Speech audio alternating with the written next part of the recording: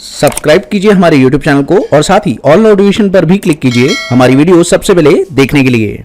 दोस्तों आज की वीडियो में हम लोग बात करने वाले इफ, नेस्टेड इफ और एंड की। तो चलिए शुरू करते हैं आज का वीडियो और आपको बताते हैं ये कॉन्सेप्ट आप VBA के थ्रू कैसे कर सकते हैं।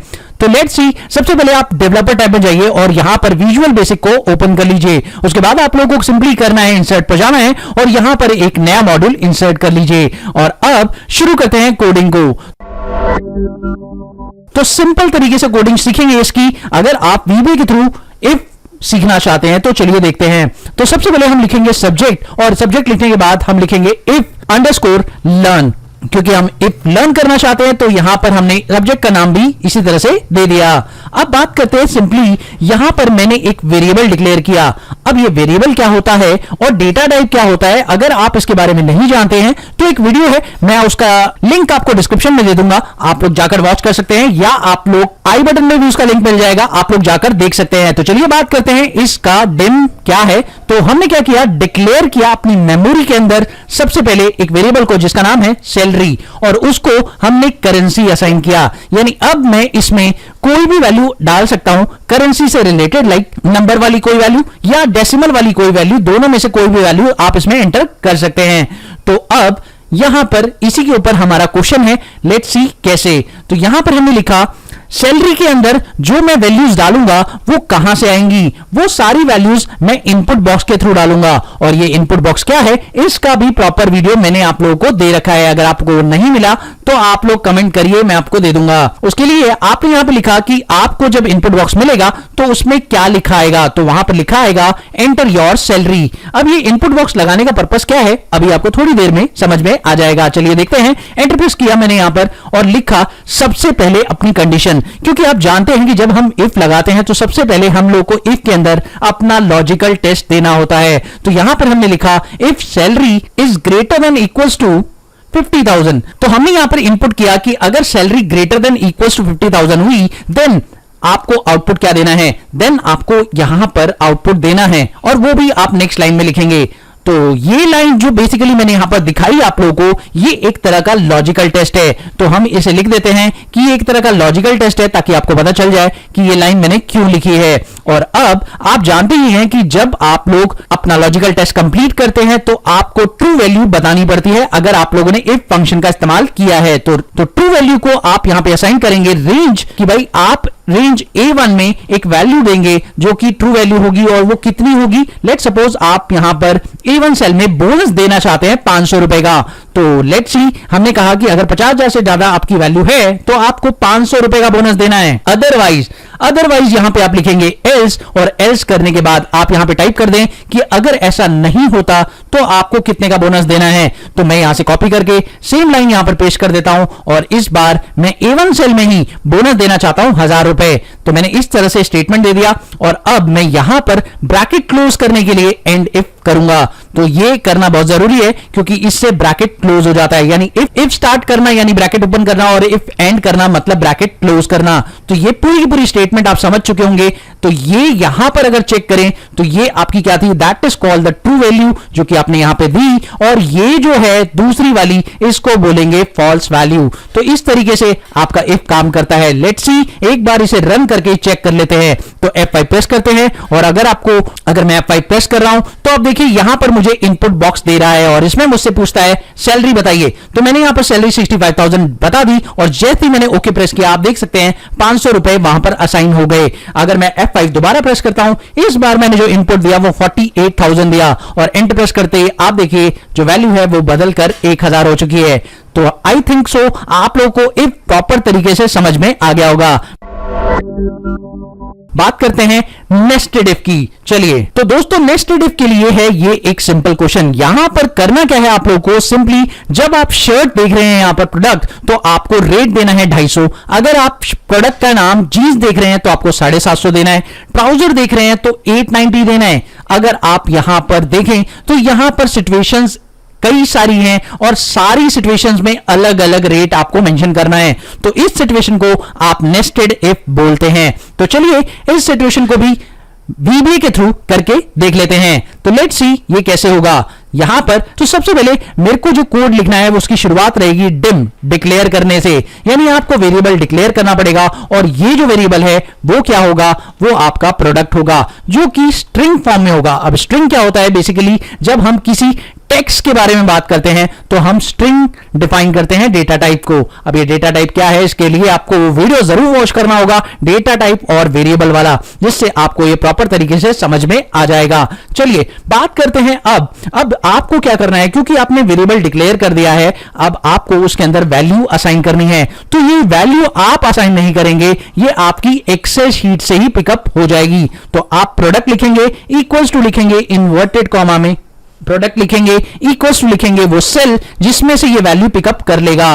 तो आप इन्वर्टेड कॉमा में, तो ब्रैकेट के अंदर आपने लिख दिया वो सेल जो आप लोग यहां से पिकअप करेंगे, जिससे ये वैल्यू को पिकअप करेगा। तो वो सेल आपने दे दिया A2, यानी प्रोडक्ट की जो वैल्यू आएगी वो A2 से ऑटोमेटिकली वो देख लेगा और अब उसके अंदर वो वैल्यू डाल देगा। अब लगाएंगे हम लोग क्वेश्चन। तो क्वेश्चन हमने लगाया कि इफ प्रोडक्ट इज, अगर प्रोडक्ट आपका A2 सेल के अंदर जो कि है वो अगर आपका ट्राउजर निकला तो आप क्या देंगे, यहां पर अगर वो ट्राउजर निकला then you have to give the value, कहां देंगे value, bye range B2 cell में। आप B2 सेल में एक इनपुट देंगे और वो इनपुट क्या होगा 890, क्योंकि अगर आपको ट्राउजर मिलता है तो आपको 890 देना है। और अब इस लाइन को आप कॉपी कर लीजिए और कॉपी करने के बाद सबसे पहले यहां पे लिखिए एल्स, और एल्स लिखने के बाद आप इस लाइन को पेस्ट कर दीजिए, क्योंकि अब आपको लगाना होगा एल्स इफ।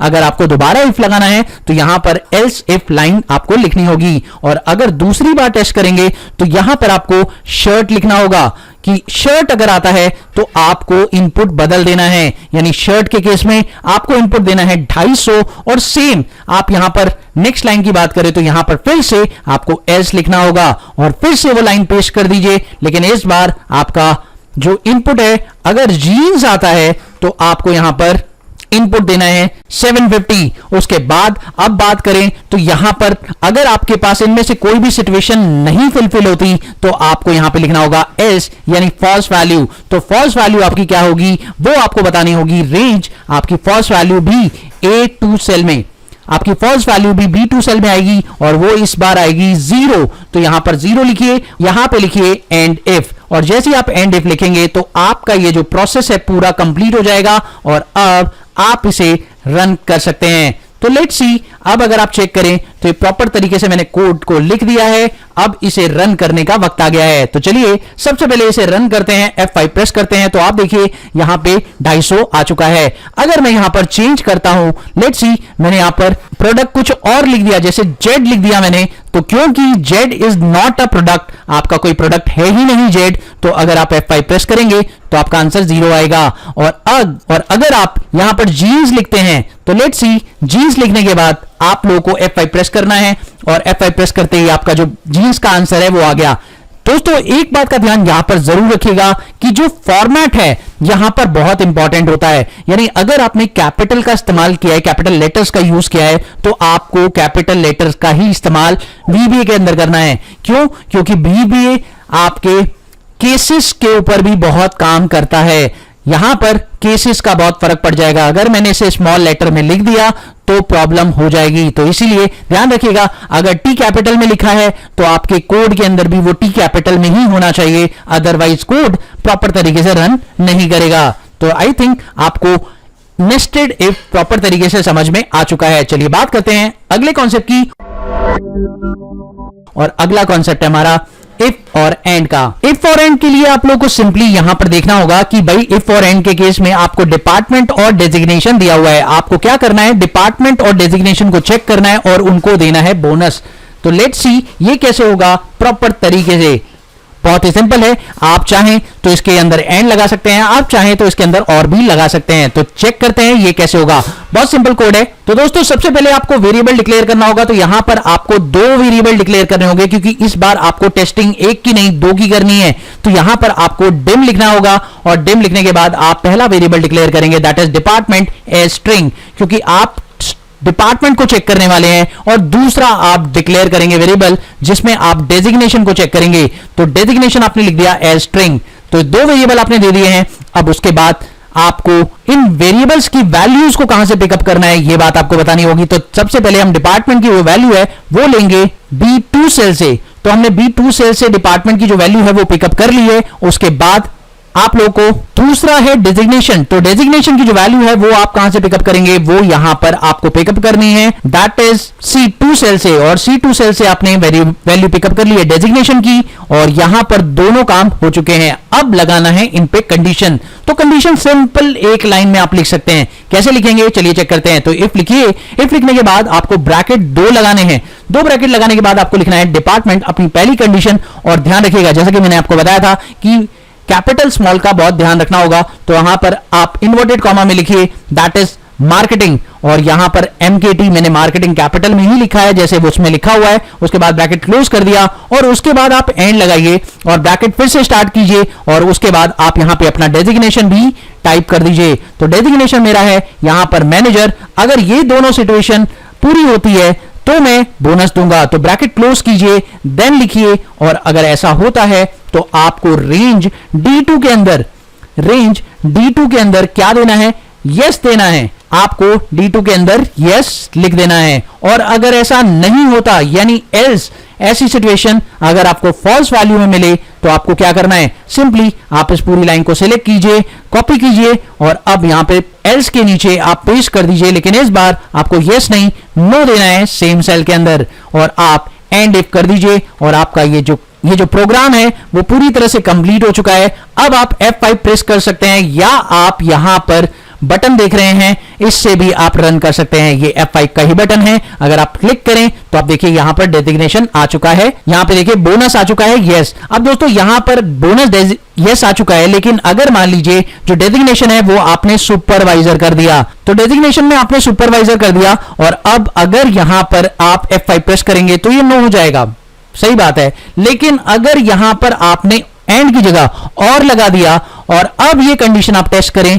तो आपकी ये कंडीशन में यस आ जाएगा, क्योंकि एक कंडीशन तो पूरी हो ही गई है आपकी मार्केटिंग वाली। F5 प्रेस करेंगे तो आप देखिए आपका ये यस हो जाएगा।